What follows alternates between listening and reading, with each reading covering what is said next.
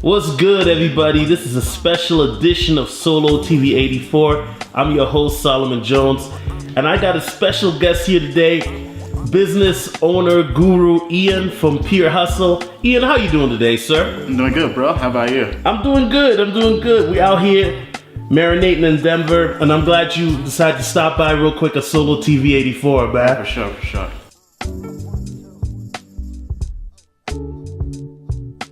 Now, tell us about yourself. Who are you? How did you become a business guy? Oh man, I have to take you guys way back, right? Okay. So, my name is Ian, aka the Made Man, also known as Superman back in the day. Yeah. Right. So I just launched this new website called Diary of a Made Man. Okay. Right. So you're probably wondering what's the purpose behind Diary of a Made Man. Right. So basically, I'm under 30 years old. Right. I've been making six figures the last 3 years. Last year I made over 200 grand. I have 2 books I'm publishing, right? One's already published, the other is in the works.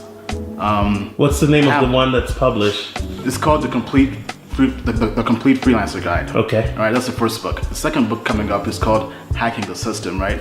This kind of is aligned with Diary of a Made Man, where I teach people how to hack the system and make 6 figures and live the lifestyle they want to live, right? Right. I'm trying to basically put people on, put the whole team on. Right. So that's why I launched Diary of a Made Man. I'm an entrepreneur, I'm a hustler, a businessman. I have over five businesses, right? From a battery company where I import batteries from China and sell them online Right. to make money. I have a real estate company where I do Airbnb and short-term rentals. Right. I have a video production company, right? I have a tech startup, an app in the Apple App Store. So I have all these different hustles I'm doing, Right. But people don't really understand why I'm doing all these hustles, right? So Diary of a Made Man is basically a platform where I bring people into the kitchen. Okay. Right? I'm basically bringing everybody into the kitchen, showing them how everything is made, right? Right. How that six-figure lifestyle is being made.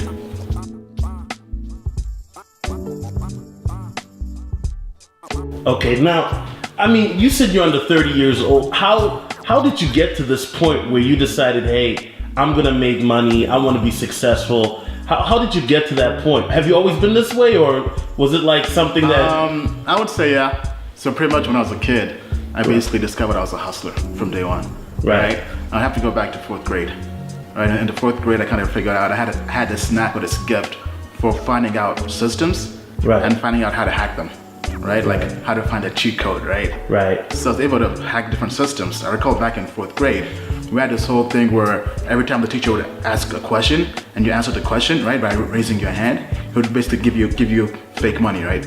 Monopoly money, right? Then during the end of the quarter, we had this huge auction, and you basically use up all that money that you earned, right? Right. To buy different items, right? We had toys, gifts, candy, whatever, right? Stuff that 4th graders love. Right. Right, but I kind of figured out this hustle, right? Because there was this fat kid next to me, right? And every single day, this fat kid would ask me to have my lunch, right? Then I was like, hey, you know what? What if you give me your Monopoly money and I give you my lunch, right? Right. So every single day, I was stacking up paper, right? Right. Like on the low, right? Right. Then when the auction came, right? I basically You had a dominated bag. everything. Yeah. But pretty much it was me and the fat kid bought up 80% of the stuff, right? But I was pretty surprised because I'm like, I took all this fat kid's money. Right. How come he was able to keep up with me during the auction, right? That's when I started learning the first rule of the game, right? Right. There's always somebody else who's playing something more advanced. So it turns out the fat kid was actually photocopying the money.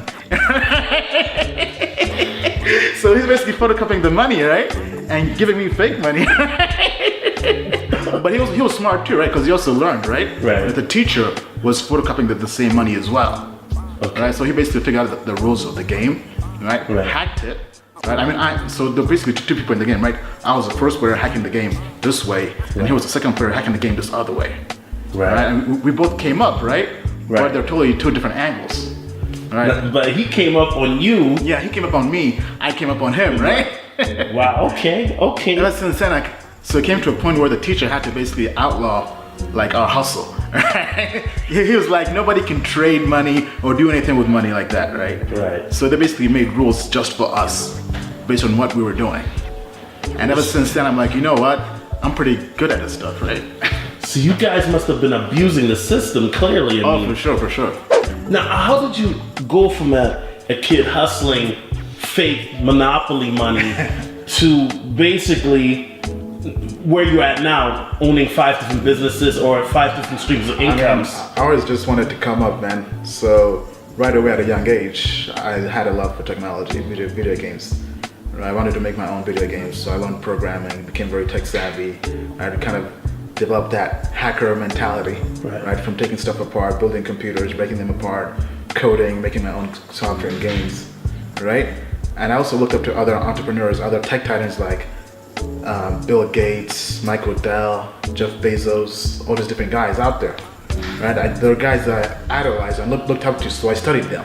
I figured out how they came up, what path they took, and decided to follow that same path, right? So based off of that, I went down the path of majoring in computer engineering for both undergrad and graduate school based on that, because they also they're competent with computers, right? So that was something I had to do as well, right? I also read lots and lots of books. I mean, I read books every single day, right? I average about a book a week. What type of books do you read? Non-fiction, business books. Business books. Yeah, Okay. I don't read that many fiction books, man, because I'm not trying to live a fantasy. I'm trying to turn fantasy into reality. Okay. Right. Of course. Okay. So all the way since college, right? I just kind of would read books, then I'd go out there and do whatever those books would say, right? I'd test things out in the real world, doing businesses, taking action. So next thing you know, I kind of been taking action, and now where I am today is basically the culmination of all those different steps I took, right? All that action I've been taking.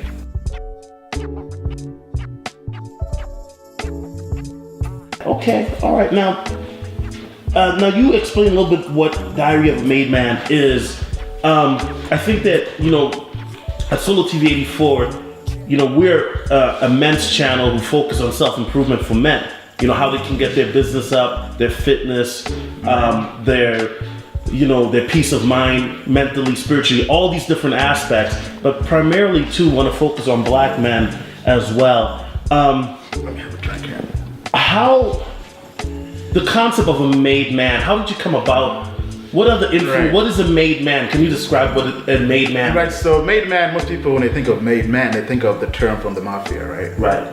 When somebody's made, he's officially part of the mafia. Right. Right. He's somebody they can trust. Right. Right. That's one definition of a made man. Right. But there's also the other definition of a made man, right? If you go in the dictionary, it says somebody's success that is assured. Right. Right. Your success is guaranteed. Like it's like, Mama, I made it. Right. Like that kind of made man. Right. You've accomplished your goals, and you're now at a point in life where it's like, you don't question anything in terms of your success because you've been there, right? Right. For example, let's say in sports, right? Once you become a champion, nobody can take that from you, no matter what, right? No matter how many haters come after you, right? You're still a champion. You take that to you. You basically take that to you till you die, right? Right. You take that to your grave. Okay. So I also get the concept of made man from Nietzsche, right? Who's my favorite philosopher, right? Okay. So Nietzsche is this German philosopher that basically came up with the concept Superman or Übermensch. Right. So the whole concept is Sprechen Sie Deutsch? so the whole concept is you're basically striving and ascending, trying to become the Superman, right? You're trying to become better at your craft, at your skill, whatever you're going after, right? You're basically trying to find this nirvana. Right? So made man is basically a concept that's born from that as well, right? Because I feel like what my favorite quote from Nietzsche is, to live is to suffer. Right. To survive is to find meaning in the suffering. Okay. Right? Right. So what exactly does that mean, right? It means that everybody suffers. Everybody has pain. Right. Right? But you don't really understand that pain, right? Until you survive and do something with it, right? Once you become a made man, then you understand why there's that pain in the process. Right. So let me kind of go deeper on that, right? So let's say making 6 figures is a goal for people, right? Right. Right? So getting there, that process, Right. it's a long process, right? Very hard, right? Lots of blood, sweat, and tears to get there. But once you get there, you realize why you had to sacrifice all those blood, sweat, and tears to get there. Right. Right? Because the path is not easy. If it was easy, everybody would do it. Exactly. There would be no pain, right? The pain is there to show you that it's worth it, right? That's why it's so brutal. Right. Whether it's making six figures, whether it's doing anything else in life, right? Everybody has different suffering they have to go through. But to survive and come up, you have to find meaning in that suffering, meaning in the journey, meaning in the process. Right. Right? As Joel Embiid says, right? Trust the process. Right. Right. Yeah.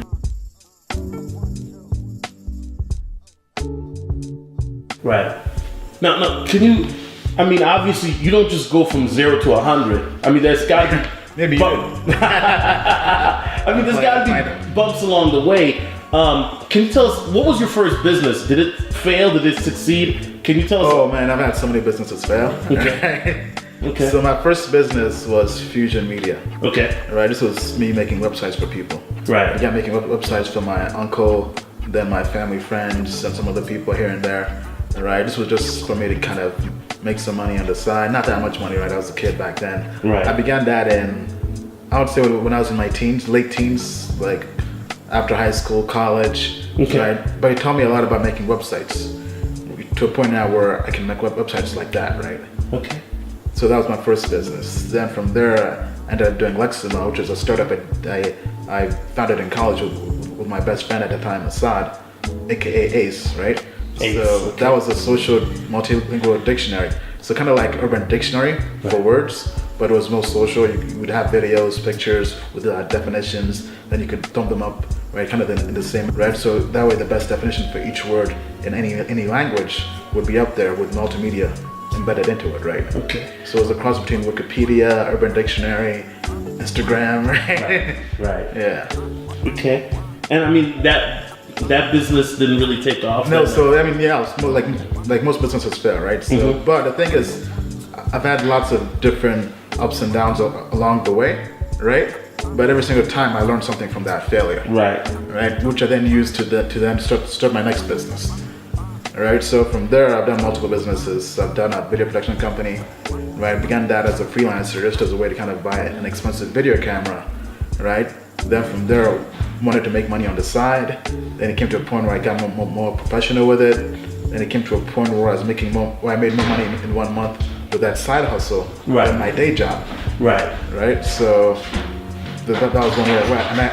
And that same hustle, right? That video production company, Right. everything I did in that was stuff I learned from Fusion Media, Right. from Leximo, right? I was taking all those lessons learned and I brought them into my new business. Okay. Now, being in your position, just doing a business, do you think there were obstacles, particularly being a black man, that people were saying, hey, you can't do this, or you had haters or doubters Yeah. who said, nah, why are you trying to do this? You shouldn't do this. Oh yeah, for sure, man. Like, especially when I was doing Leximo, just pitching to investors, right? Right. Because most investors don't look like me, right? Right. They're old, rich white guys. Right. Right. So that was definitely something where, that's just the reality, right? Right. So I just had to kind of overcome that. So I would just go out there, try to work extra hard, put in more effort, kind of break the stereotypes, right, of being black. Right. And that was basically it, right? And also, especially in school as well. Like I barely graduated, man. Like school was no cakewalk for me, especially graduate school, right? I basically graduated by a thread, right? But I was able to make it, man, right? Right. And now I'm basically at a point where I'm making more money than all those kids that were smarter than me. Okay. Because even back then, right? I didn't really take school that seriously, Right. because I knew I didn't want to be an employee. Right. I felt like being in school was basically just a pathway or a gateway to being an employee. And I always knew I was an entrepreneur. Right. I always knew I wanted to be a founder of my own businesses. And school wasn't really the system for that. Right. Right. Right. Now, my question to you is, in a situation like yourself, where you basically came from nothing to be successful, because you weren't always where you at right now. Did your parents help you at all? I mean, were they influential? Oh yeah. Your mom and dad? Yeah, African parents for sure are definitely influential. Right. Right? From day one, right? Like they're very adamant about education, right? But were they, like, in terms of your business aspirations, were they Yeah.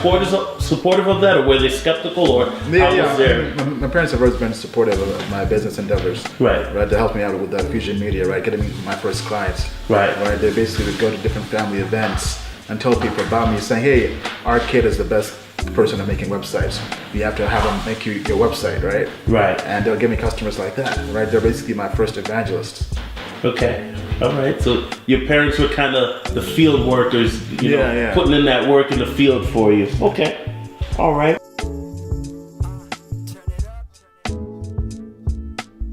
Now, I mean, what is your biggest life hack? I mean, you talk about, you have a book coming out on hacks, you know, hacking systems like you mentioned in the 4th grade. What is the biggest hack currently that you're working on? Oh man. Besides, There are a whole bunch of hacks. okay. Some so good I can't even drop them on my channel, right? Because they're that good, right? Okay, okay. But right now, I would say, actually, so if you're a tech person, right, Right. and you have some skills, right? Right. When trying to find a job, don't get a job where you go work 9 to 5, Right. right? That's a bad job, especially if you want to have side businesses and side hustles, right? Right. So with me, my first job after graduate school was consulting at Deloitte.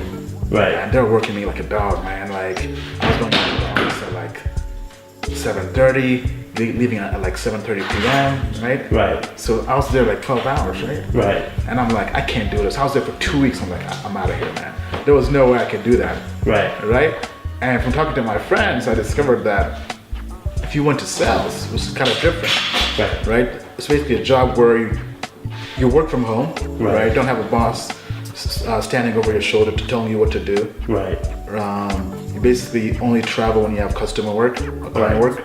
So, but it was different from consulting in the sense that you may only have one customer meeting that week, Right. right? So I basically shifted from there, went to a job, right, where I was working at IBM in sales, Right. right? I was in tech sales, so I was basically a sales engineer, right? And I went from, on an average week, I was not working that much. I was working maybe like anywhere from 5 to 20 hours a week, right? 5 to 20 hours a week, Yeah. full time. Yeah, at home, right? Okay. Okay. I mean, because sometimes it's like if there's no meeting, there's no meeting. Right. Right. So some months I would have 1 or 2 customer meetings the entire month. Right. Because I'm basically, as a sales engineer, I'm aligned to a sales rep, right? An account Right. executive. Right. So the account executive is out there getting meetings. Right. But some months are slow, especially like the first month of the year, January, because it's like the whole new year, right? So they're still trying to give us accounts. So Right. we basically have no idea what accounts we have, so we have no meetings the entire month. Right. So we're basically just at home doing nothing, just chilling, right? Then summertime as well, when all our customers are on vacation, Right. right? And also other employees are on vacation as well. Right. So there were some months where there were no meetings at all. Wow. So you're just at home, just trying to keep yourself busy, checking email, but you have all the time in the world to do lots of other things, right? So that was probably my best hack, giving me that perfect life balance, right? Because it allowed you Life to. balance. I would have other hustles on the Okay. side, right? Online hustles, right? Because I'm working from home, doing my own thing with lots of time in the world. So that was definitely one of my big hacks. I would say try to get a job where you can make as much money as possible and not work as much as possible, right? Right. Right. The more money, the better. The less hours, the better as well, right? So if you can find a job where you make 6 figures only working 10 hours a week, that's the best job right there. Now, some people are saying, well, sales, that's fine and dandy, but I'm not a salesman. I'm more socially awkward or something. Do you have any other jobs that you recommend in the field besides sales? So one other life hack I did, right? This was after graduate school when I was working as an independent contractor, Okay. right? So I found this consulting job, right? I mean, this person posted a job, wanted a developer to code this app for them, Right. to basically fix their app, right? And Right. I was like, you know what, I can do that. I can handle that. So I signed up for it and went for the interview and they gave me the job. Right. Then I was at home trying to work it. I'm like, I don't know any of this. I forgot, right? It was like 2 years back since I worked with this language. Right. Right, so, and they were paying me $5,000 too, right? Right. For this job. I'm like, what do I do with this? Right. Right, so I'm like, you know what? I had a friend I met back in college who would outsource stuff back to India, right? Overseas. Right. And basically add his margins on it and make money that way. Right. So I'm like, you know what? Let me post this online and see if I can find somebody else to build this for me, right? Right. So I posted the job on a site back then. It was called elance.com, which is now Upwork, right? Right. And I found this guy from Russia, right? Russian hacker developer, Okay. right? And I had him build the entire thing, fix the entire app Right. over the course of 1 month. Right. And guess how much I paid him? I would say you paid him 2,000. Right. I mean, so the job was $5,000, right? $5,000. I Okay. paid this guy $300. Wow. Yeah, I paid him $300, right? Okay. Then I had the nerve, right? I had the nerve right? to go back to the company and tell them, because at first they're paying me like $5,000 or whatever, right? Right. And I'm like, I don't want the $300 I'm paying the Russian guy to come out of my paycheck, but Right. they're paying me, right? So I basically billed them overtime. Right? And I basically put on the guy, so they ended up paying me like $5,600 for the project, right? Right. And get the guy $300. Right. Kept over $5,000. Just like that. Just like that. Wow. So I was basically flipping a project. But the thing is, right, this hustle is more popular than you actually would expect, right? Lots of companies do this thing. Right. Especially large consulting firms like IBM, Deloitte, Accenture, all these companies. Right. They outsource jobs overseas nowadays, Yeah. but still bill American rates, Right. right? So I'm just kind of doing that on a smaller scale. Wow. I think they might be mad that you're giving away this game, but we appreciate it here. You know, we certainly do appreciate it at Solo TV.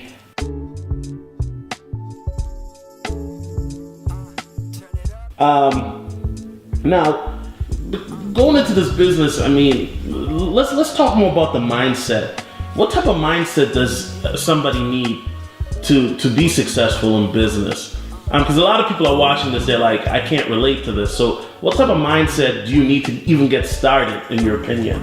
I would say there are two mindsets, right? The first one is action. You gotta take action. Right. Action is the name of the game, right? You can't hesitate on anything, right? So my philosophy in life is always try to do something once and get real world feedback. Right. So whenever I find something that's interesting, I jump straight into it, both feet first, right? I don't try to dip. I go straight in there, right? So for example, I read a article on how somebody was making money off of Airbnb. Right. Right? I was like, okay, that's interesting, right? Filed that away into my mental bank, right? Right. Then came a time when I got an apartment, right? I think it was probably like a month later. I went out there, got an apartment, put it on Airbnb. Just like that. Just like that. And the rest is history, right? Now it's come to a point where it's a good side hustle for me, right? I'm making money when I travel, right? Right. I'll go somewhere for work, have somebody staying in my Airbnb, and I'm making money like that. Okay.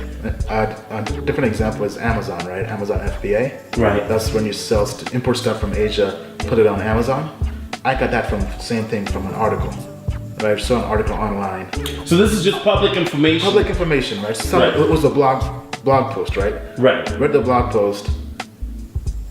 2 days later, went on Alibaba, got stuff from China. A month later, I was selling on Amazon. Right. 2 months later, I made $2,000. I'm like, okay, that's a nice hustle. Right. Now I've been doing that for 2 years. Right. This is just public information, right? So this is not something that you Yeah. but this information is out there Anybody and can you go just out there. utilize It's free information. Right. Right. But the thing is, people hesitate. They ponder. They mentally masturbate over this information, right? But you have to go out there and take action, Right. right? Because action is the name of the game. Right. Then the second other principle I like is to hack everything. Right. I try to test everything from a totally different angle and find any loopholes, any cheat codes that you can use to come up with that, right? Right. So, as a scientist, you're always testing different experiments, right? You test different ways, right? Not just one way, but multiple ways. So Right. Same thing in life, right? Always test multiple ways of doing things. Right.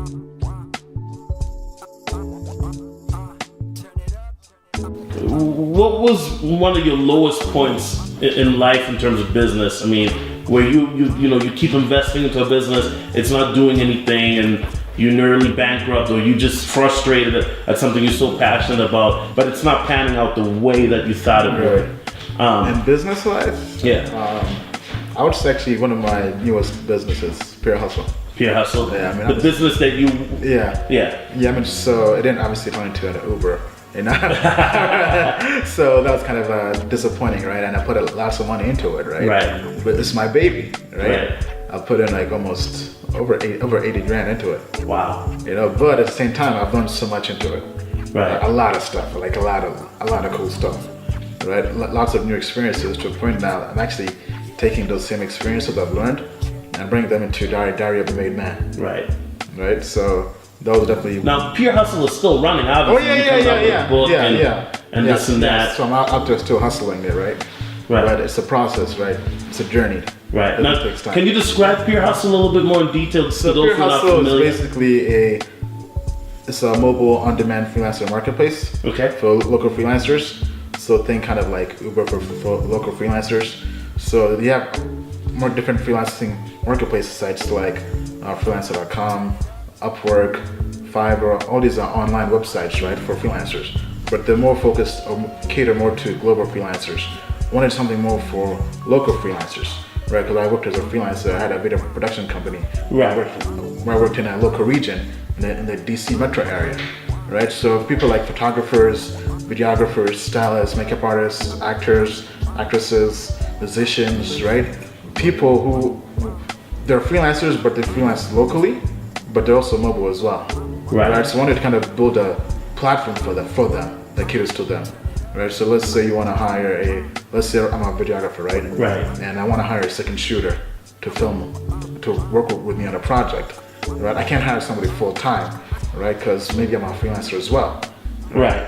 But I want to hire somebody very quickly, right? Maybe in 2 days or so for this gig I have coming up, right? So that's where you can use Pure Hustle to go on there, to simply type in a skill set like videographer or Photoshop or accounting or whatever, right? Any kind of freelancing skill set, and we'll show you local people in your area who have that skill, and you can hire them and talk to them inside the app. Have built-in And negotiate terms. no, I mean no. So on the profile, they already have their price on there, okay, right? got Their it. hourly rate, right? So you go Okay. in there, tell them how many hours you want to hire them for, right? Everything's in there, and everything's smooth and easy to work with. Okay. Now, how did you come up with the Pure Hustle concept? Was it something you were researching, or did you one day say, hey, I always talk to my friends and they're freelancers, they have this issue. I mean, how did this come about? So working as a videographer, right? Mm-hmm. I would be out there filming, and I wanted to have a second shooter to film with me, or a photographer, or if you wanted to get actresses to work with, or Right. actors, right? So having all these people in that industry, right? They were all freelancers, Right. but they're all on different platforms, and the platforms aren't really that tech savvy, or right? So I wanted to build something that could cater to everybody, and then have everybody on one platform, right, where you can find them and hire them very quickly. Okay. All right.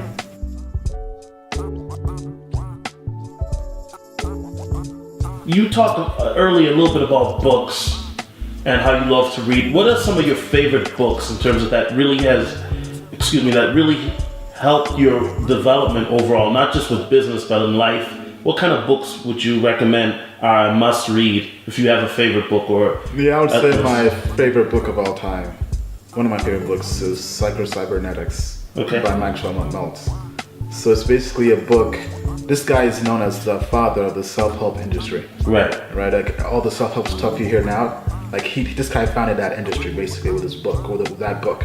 Right, he was a doctor that would basically work on patients, but he realized that it wasn't really the external stuff that was the issue, but the internal stuff. Right. Right, their self-talk, their communication, their confidence. Right, so this book basically shows you how to reprogram yourself to think positively, Right. and to go after your goals and actually achieve them, right?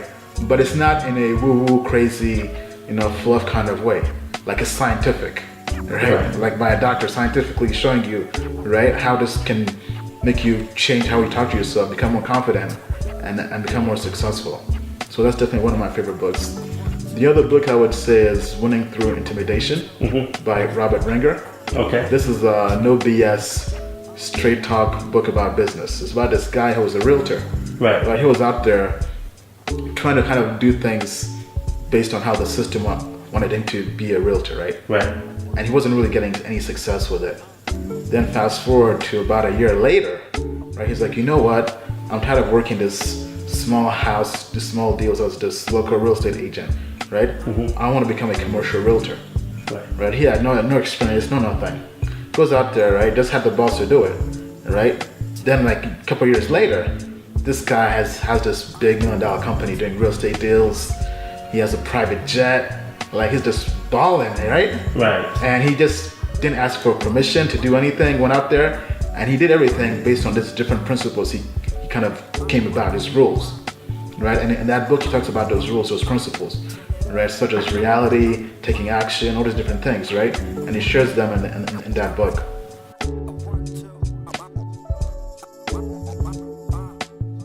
Now, you know, as you know, the black community, especially the African American black community, is, you know, you have a lot of people who, I'm gonna keep it real, are looking for handouts and are not motivated.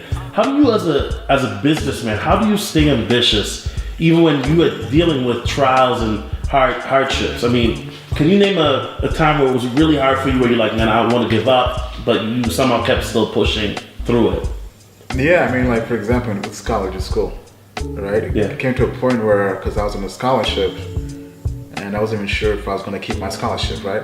And if I lost the scholarship, then I'd have to drop out. Right. Right? And just finding people who can inspire you, right? That's why I'm kind of putting this channel out there, to inspire other people out there who are young, who are still trying to climb that mountaintop. Right. I want to inspire them to keep on climbing, right? So with me, people like Eric Thomas, right? E.T. the hip hop preacher, they got me through it, man. Like when I was down and out, like I would just fire up the videos, they'll motivate me, inspire me, right? So people like that would inspire me for greatness.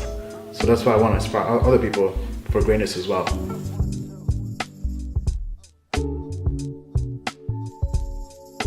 In your situation right now, as you know, we're going through a weird time with the economy, you know, having a new president and everything like that.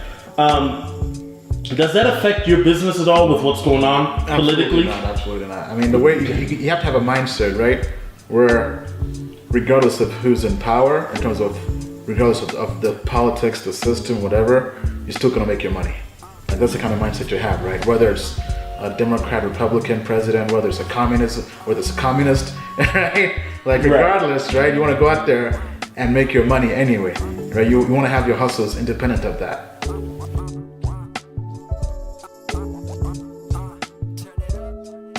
And tell me more about Diary of a Made Man. You said you got a channel up. What type of content can we expect from Diary of a Made Man?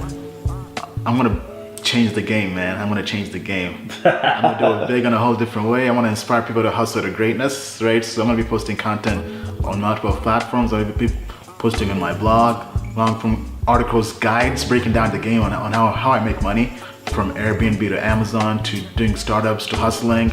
Right, I'll be doing videos on YouTube, posting videos on Snapchat, Instagram, doing live Q&As on Facebook Live, right? So I'm basically taking people along the ride, right, and showing them how everything is made, right? Showing them the journey, the process, right? They can ask questions along the way, and I'm first and foremost, right, I'm documenting everything. So basically, it's like a step-by-step manual on how to be successful, right? Yeah. So financially speaking, exactly, right? So for me right now, right, I'm basically past that stage of making six figures, right? I've been doing it for a while. Right. So there are other people out there who haven't reached the stage of six figures, right? So I'm basically creating a manual, a blueprint they can use, right? Then once I make $1 million, I have a blueprint for that, right? Once I make $1 billion, I have one for that too. Okay. Right? So I'm basically giving the game away every single step of the way.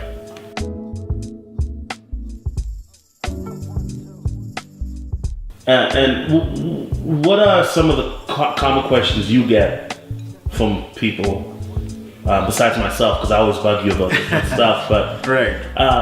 What are some, I know you decided, man, I'm writing a book, obviously, because, you know, you've been doing this for a while, where you've even mentored other people, clearly. Right. But what is a common question that you tend to get a lot?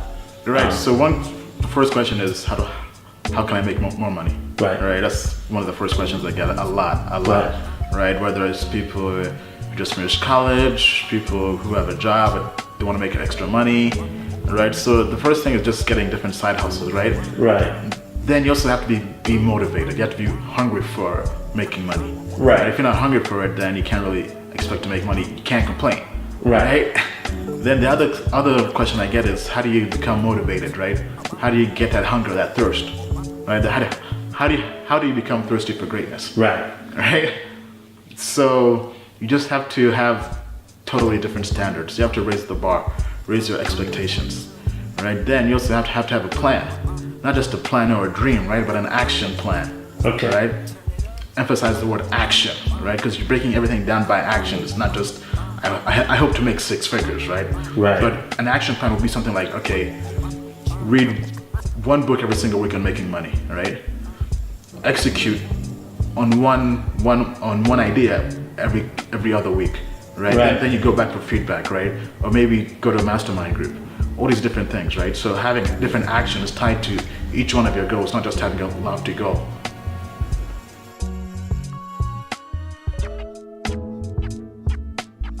Yeah, I mean, I really don't have much else to say, Ian. You said you have a blog coming out. Where can people reach you in terms of social media wise if they want to get in touch with some of your content or learn Right. more how to be self-made, things like that? Yeah, so you can find me at diaryofamadman.com. Okay. All right, you can also find me on social media under that same screen name, Diary of a Made Man.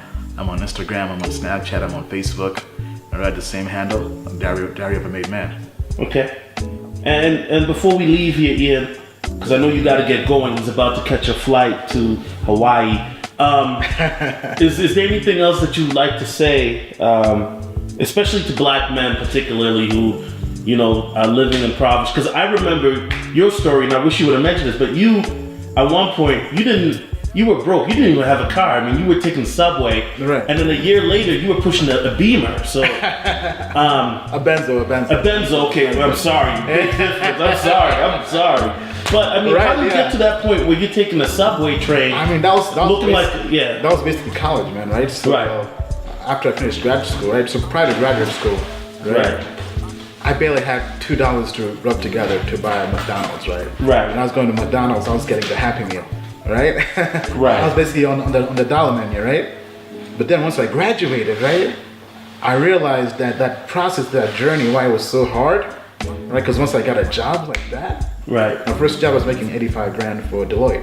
Right. Right? So I went from being a broke college student, right, to once you graduate like a few months later, right, making good money, right, going out to eat, Right. not even having to look at the menu to buy anything. Right. I'm like, oh, this is a totally different world, man.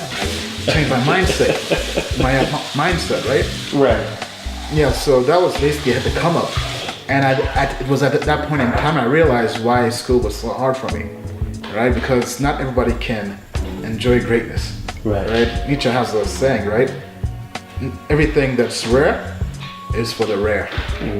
Everything that is great is for the great, Right. right? That's why it's hard, right? If it was easy, it wouldn't be rare. Right. It wouldn't be great. Right. It would just be mediocre, right? Commodity. Anybody can have it. All right. Right. I mean, I'm just. So it's rare and great and difficult for a reason, Right. right? That's why, right? I love that quote, right? Going back to that same quote I mentioned earlier, right? To live is to suffer. To survive is to find meaning in that suffering, right? So for me, once I graduated and got that first good job, I found meaning in my suffering in college. Right. And let them know, once again, let the viewers know where they can reach you at, how they can get in contact with you. Diary of a Made Man. DiaryofAMadeMan.com. Okay. And then Pure Hustle as well. What is that book being released? I mean, the app is out. Yeah, so the book's coming out in March. Okay. That's the goal, right? Okay. The action goal, I should say. Right, so the complete freelancer guide. I'll definitely hook you up with a free copy too. And I'll be doing a review on Solo Yeah, Community yeah. 4. Best Yeah, believe. yeah. Yeah. Yeah, I appreciate that. Okay. All right. Well, everybody, this is business guru Ian, aka Superman. We appreciate you. Will we get you on again here for on the sure, channel? man. Just hit me up, man. Okay, because you're a hard man to reach. I mean, you're in New York, Miami, ATL, Vegas, all in the same week. So, you know, hard man to reach. But he's a good brother doing this thing, and we appreciate the insight. And we out. All right, man. Appreciate it.